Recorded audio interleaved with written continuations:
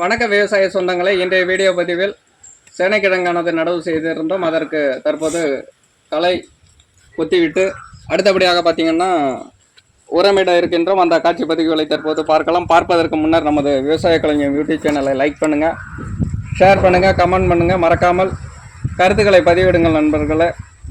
தற்போது இந்த களைக்கொத்தி என்று சொல்லக்கூடிய களைத்தொரோடு கொண்டு இப்போ அதன் அடிப்பகுதியை நம்ம கொத்தி விட்டுக்கலாம். இவ்வாறாக கொத்தி விடும்போது அதன் களைப்பகுதியானது ஆற்றப்படுகிறது. அந்த புல் பூண்டுகள்லாம் போய்விடும். அந்த காட்சி பதிவுகளை தற்போது பார்க்கலாம். இவ்வாறாக கொத்தி விடும்போது அதன் வேர் துரித வளர்ச்சி அடையும். அந்த புல் பூண்டுகள்லாம் அகற்றப்படும்.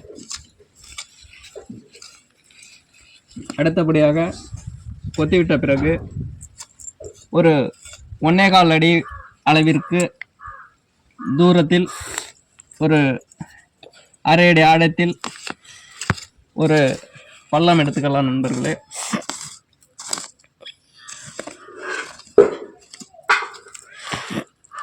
சுற்றிலும் செடியை சுற்றி ஒரு பள்ளமானது எடுத்துக்கொண்டுள்ளோம். அந்த காட்சி பதிவுகளை தற்போது பார்க்கலாம். அடுத்தபடியாக பார்த்தீங்கன்னா நம்ம டிஏபி என்று சொல்லக்கூடிய உரமானது ஒரு 50 கிராம் சுற்றிலும் அந்த பள்ளத்தில் போட்டுக்கொள்ளலாம் நண்பர்களே. அந்த காட்சி பதிவுகளை பார்க்கலாம். தற்போது மணல் கொண்டு மூடிக்கொள்ளலாம் நண்பர்களே.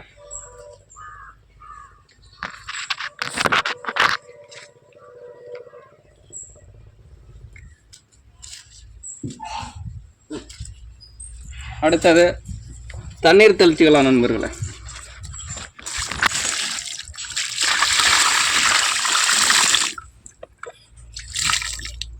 இந்த வீடியோ பதிவானது உங்களுக்கு பிடித்திருந்தால் நமது விவசாய கலைஞர் யூடியூப் சேனலை லைக் பண்ணுங்கள், ஷேர் பண்ணுங்கள், கமெண்ட் பண்ணுங்கள், மறக்காமல் கருத்துக்களை பதிவிடுங்கள் நண்பர்களே.